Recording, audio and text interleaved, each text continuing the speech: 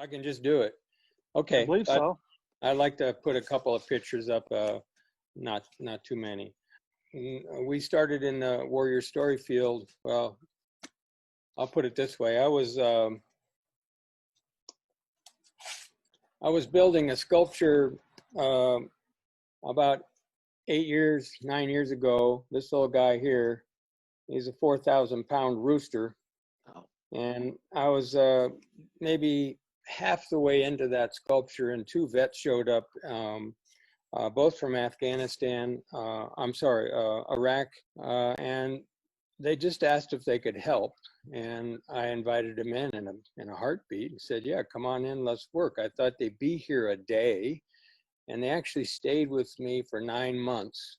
And we actually became this amazing, well-oiled team working together.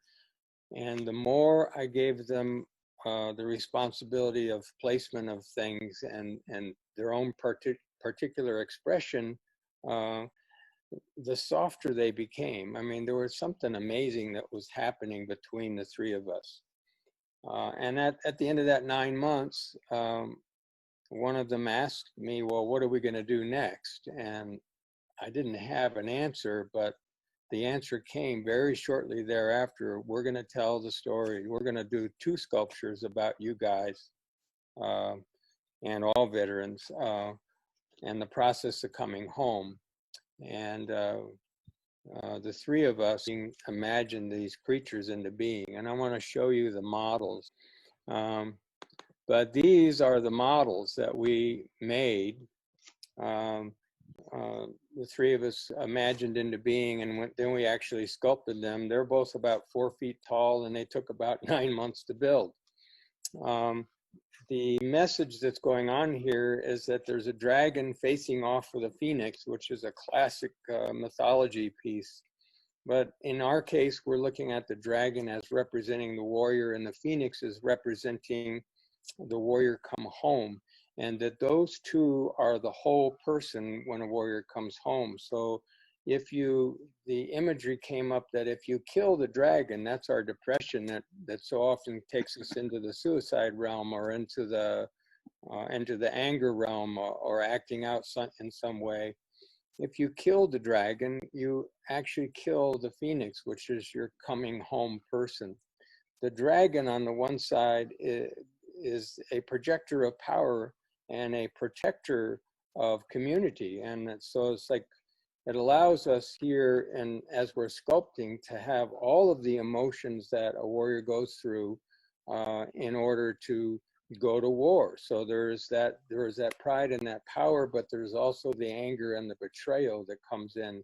And we try to show that all through the sinews and of the muscles and through the look on the mouth and the eyes and that sort of thing. And the phoenix, on the other hand, is projecting power from the person themselves. So their source of power is an entirely different thing. And when a veteran comes home, he or she has to figure out how to bring those two sources of power together. And that is quite a challenge. That's what we talk about constantly in order to shape these sculptures. So the evolution of that is to where we are now, is the sculptures are this size, and they're gonna, when they're finished, the wings are gonna be another 6 feet above the top of this here. So they're gonna be close to 18 feet tall. They'll be fully winged, just like the models we made. And our idea, where we're going, is to build a sanctuary. We want a large tract of land to build a sanctuary on, and then we want to plant these sculptures, install these sculptures over what we're going to call the third sculpture, the space in between. And that space in between will be a depression in the land that is much like a Greek theater in the round. Or an underworld. And so when you walk into these sculptures, you're going to go down into the earth, and you're going to be looking up at the power of these two creatures posed in an eternal stare together.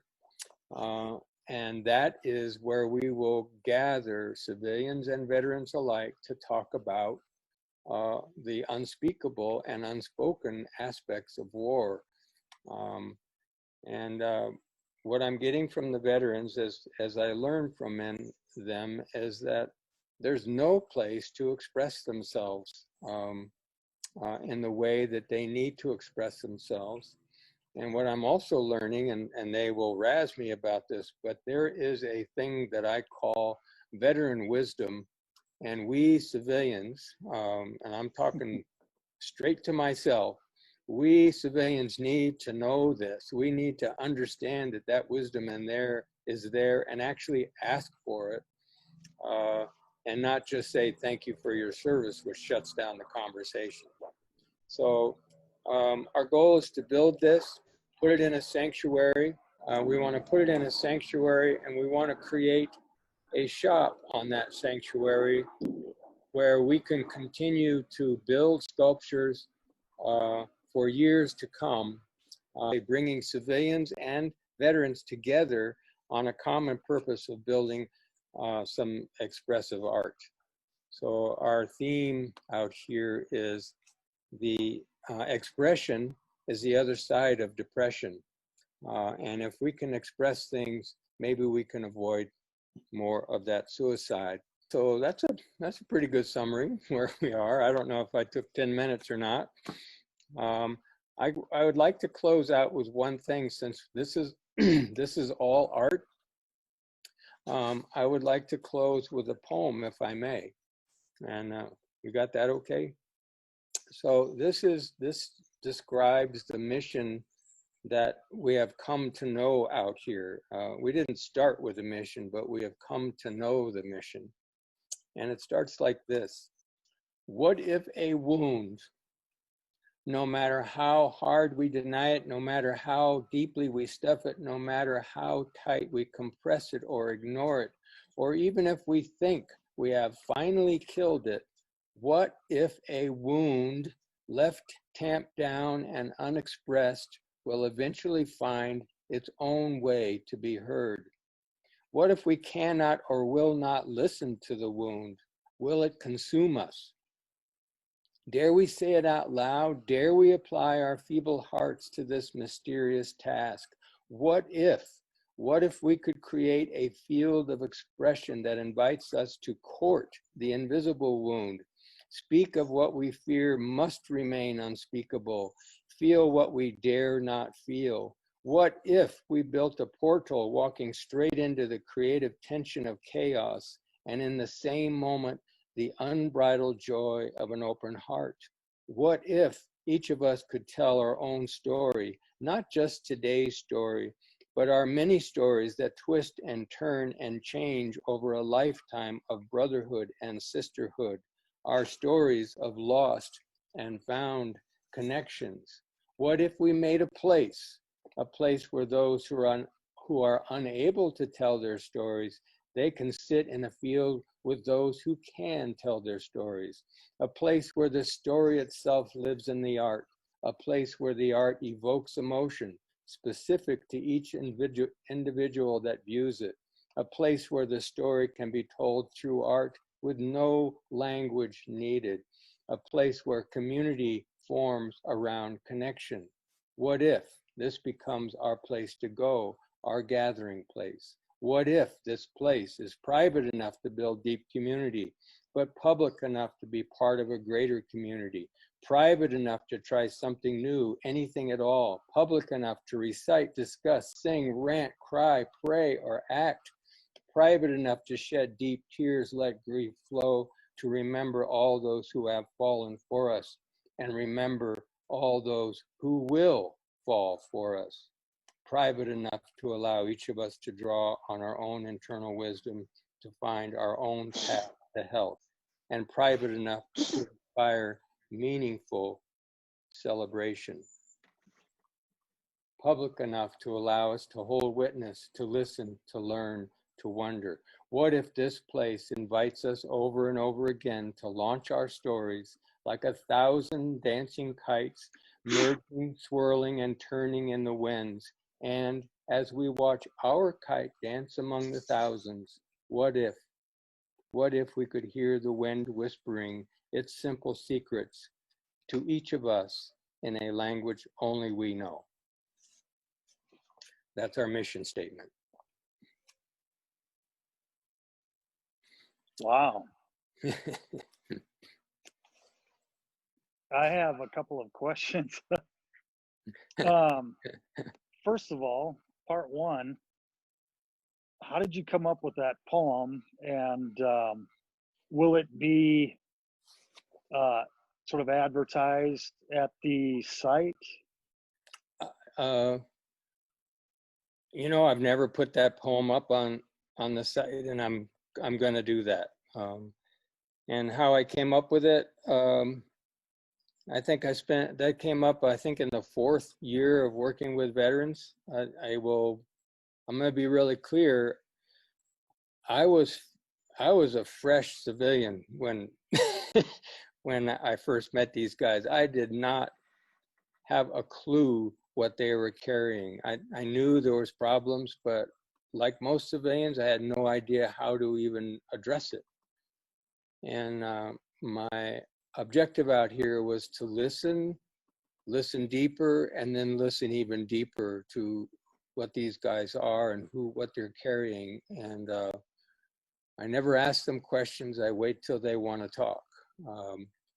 And the more I heard, the more all that had to go somewhere, and it turned into that poem. Wow, that's fantastic. I don't know where it came from. Truth be known. Well, you channeled it. My other question is, how much publicity are you getting both on a local level and then nationally? Because I think those sculptures are just incredible. To be honest, I've avoided it because I don't want to mess up the team. I don't want to get too many people out here too fast. Because what we're doing is really deep work. And so there's going to be a time when we really, really want to go out big. And I would love any help for that when the time comes.